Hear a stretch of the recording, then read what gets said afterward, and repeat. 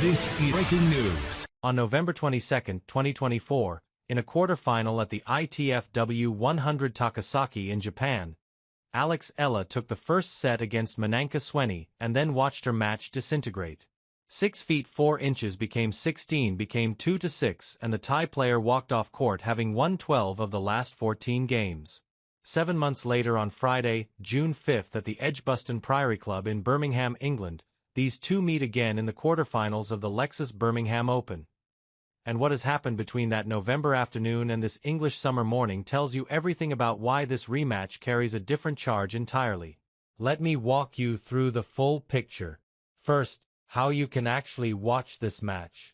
The Lexus Birmingham Open is a WTA 125 event, which means the broadcasting situation is different from a standard WTA 250 or WTA 10,000 tournament. The primary way to watch all women's singles matches at this tournament is through WTA Unlocked, which is the official streaming platform for WTA 125 events. You sign up, it is free, and you get access to live coverage from up to 2 courts at each WTA 125 tournament throughout the season. This is legitimate. This is the tour's own platform, and it gives you commentary and multiple camera angles for viewers in certain regions, particularly in the United States. Tennis Channel also carries coverage of this event. Amazon Prime Video has been showing some of the Birmingham Open coverage as well. The quarterfinals are scheduled for Friday, June 5th, with play beginning in the morning, UK time. The specific order of play and court assignments typically get confirmed the evening before. So, check the WTA website or the LTA's tournament page for the exact time slot of Eala versus Sawangkaew. Now, back to the tennis.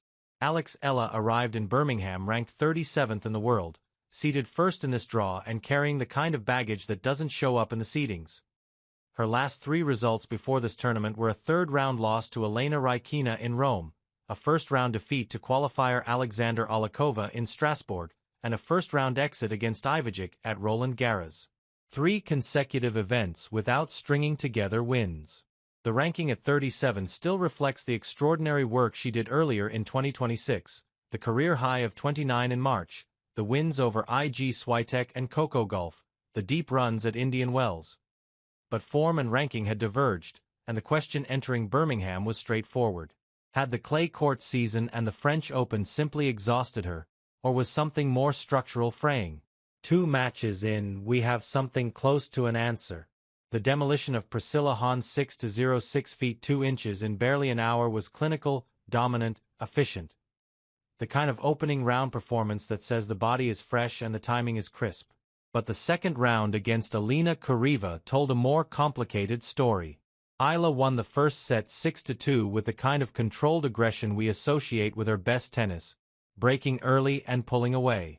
Then Kuriva broke in the second set and built a 5-2 lead.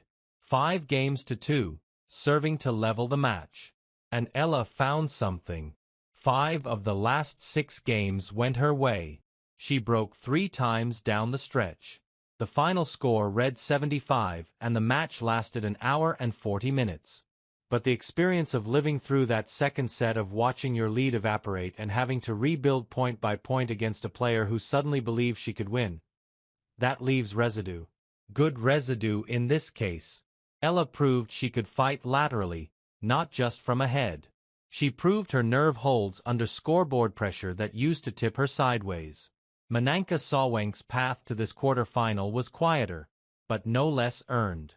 She came through qualifying, which means she has already played 4 matches this week, 4 competitive matches on grass, a surface she has extremely limited tour-level experience on. Her qualifying wins over Yuriko Miyazaki and Oito were workmanlike tight score lines, particularly the 76 against Ito, but nothing panicked. In the main draw, she handled Linda Klelovakova in 2 sets and then put away Kayla Day with real authority, 64-61. The Day match was the statement. Day is a former prodigy who still carries dangerous weapons and Sawangkaew neutralized her in 65 minutes. 74% first serve percentage. 56% of second serve points won. Clean numbers, composed execution. Here is what you need to understand about Sawangkaew's career to grasp why this matchup is not the formality the ranking gap suggests. She is 23 years old from Sing Bairi province in Thailand. She attended Oklahoma State University for the 2021-22 season, playing collegiate tennis in America before returning to the professional tour. This is not a common pathway for Southeast Asian players. The college year gave her something specific: physical preparation, match toughness against consistent opponents week after week, and the kind of structured development that the Thai tennis system with its limited resources cannot always provide. After college, she ground through the ITF circuit for 2 years before breaking through in late 2024 with back-to-back WTA quarterfinals in Guangzhou and Jiangxi, upsetting seeded players and becoming the first Thai woman in a WTA quarterfinal since Likakung in 2018 in February 2026. She won her first WTA 125 title at the Mumbai Open, beating Lily Tagger in the final.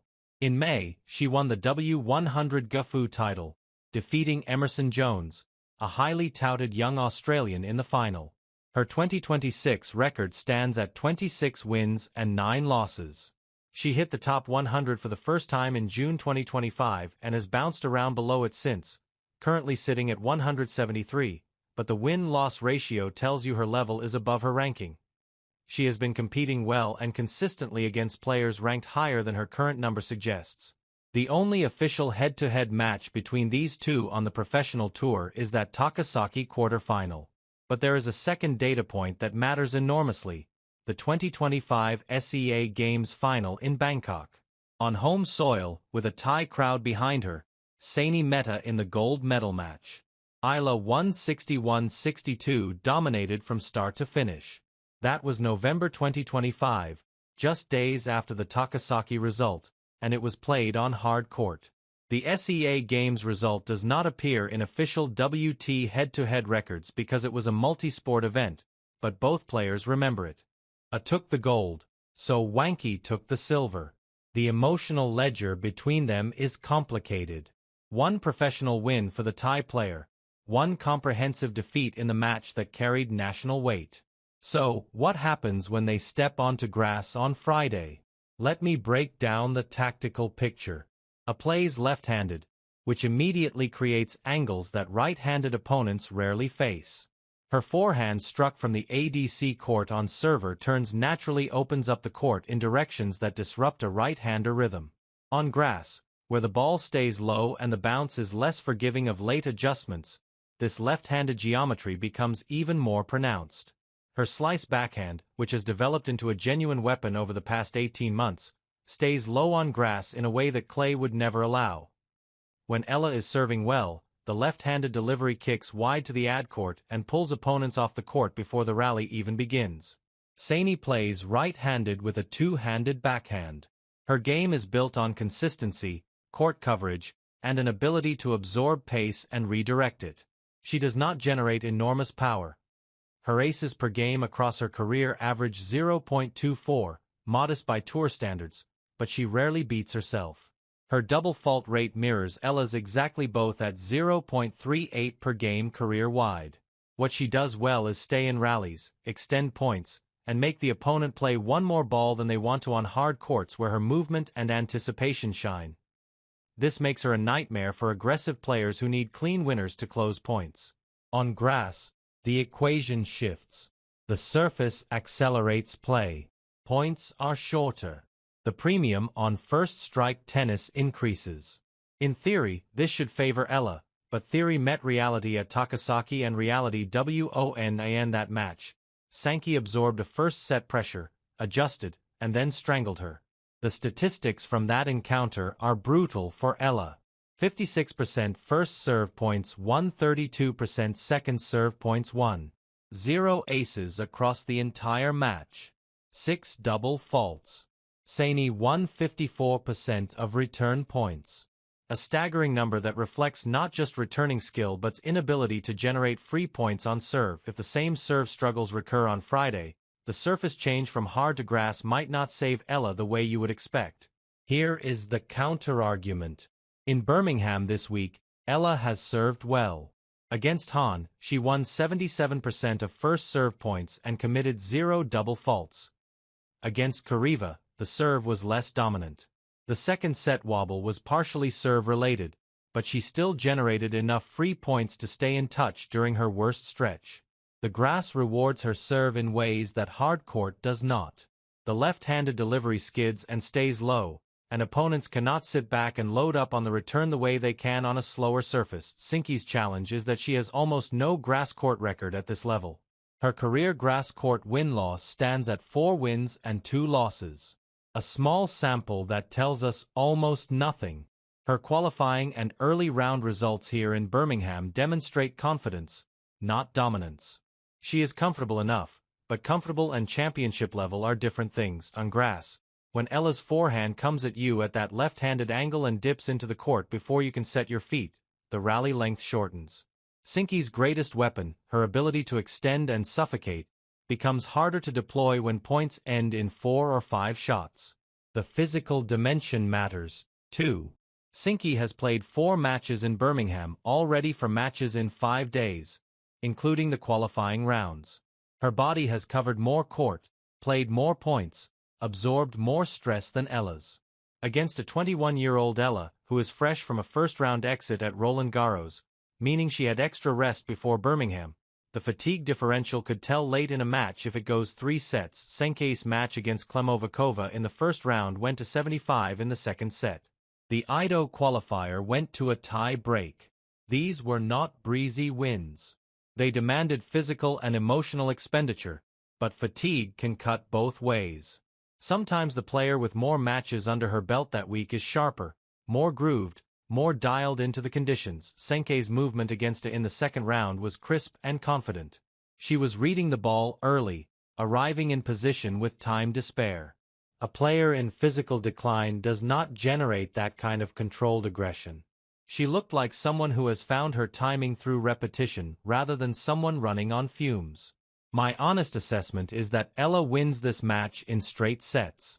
Probably something like 64-63 or 63-64. The ranking gap exists for real reasons. Eala has beaten top 5 players this season. She has won matches on the biggest stages in the sport. Her left-handed angles and grass court geometry give her a structural edge that Sawangkaew's game is not designed to neutralize. And the SEA Games demolition 61-62 total domination in the match that both players care deeply about suggests that when Eala brings her best, the level gap is not close. But I will tell you why this is not a certainty. First, the Takasaki match. Winky already demonstrated that she can solve Eala after losing the first set. She has the tactical intelligence to adjust mid-match to change the tempo to make Eala feel the weight of having to close a match against an opponent who refuses to go away. Second, Sawangkaew's current form is objectively better than Eala's recent trajectory. 26 wins and 9 losses in 2026, a title in Gufu 3 weeks ago, wins over quality opponents in qualifying and main draw here in Birmingham without dropping a set. She is playing with the confidence of someone who knows she belongs at this level. Third, and this is subtle but real, the emotional texture of a rematch after a loss carries differently than a first meeting. Eala knows Sawangkaew beat her. It was not a fluky win. It was a systematic dismantling. That memory does not vanish because you change surfaces. It sits in the back of the mind during tight moments. At 5-all in a second set, when the tie player stays in a rally longer than expected, when the ball keeps coming back one more time, the body remembers what happened in Takasaki. Whether Eala can override that memory with present tense confidence is the invisible variable no statistic can capture. The path to an upset for Sawangkaew runs through the following sequence. She needs to get Eala's second serve into play early and attack it, taking time away. She needs to make the first set competitive, at least 5-all or a tie-break to plant out. She needs to keep her own service games relatively clean so that the pressure remains on Eala's racket. And she needs Eala's serve to cooperate, meaning if Eala starts double faulting at critical moments, as she did 6 times in Takasaki, the upset becomes genuinely plausible. The path to a comfortable ELO win is simpler. Serve well, dictate early in rallies with the forehand. Use the slice backhand to keep Sawangkaew low and unable to generate her preferred rally ball exchanges.